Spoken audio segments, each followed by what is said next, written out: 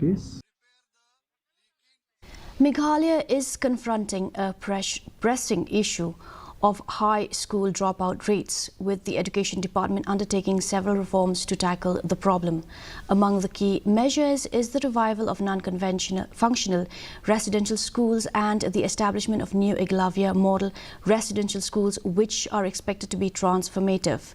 According to the 2023-2024 SDG Index report, the Meghalaya has the highest annual dropout rate in the region at the secondary level, standing at 21.7%.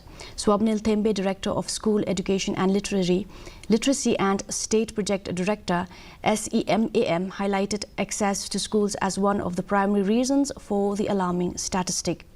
To address this, the department is focusing on reviving residential schools that were previously non-functional and has formed a dedicated society to oversee this initiative.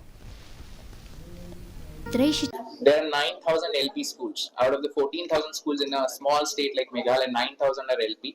If you combine with UP, like 12,000 are elementary schools.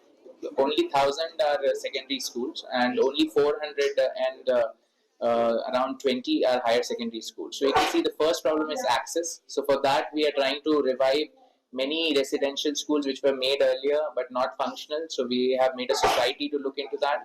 We are also happy to share that the state has received approval for 38 EMRS, which are the Eklavya model residential schools. So those will be a game changer, because those are like class 6 to class 12 residential models like JNV. So if they are started in all the blocks, all the children can go there. So that is a big step. The Dorbar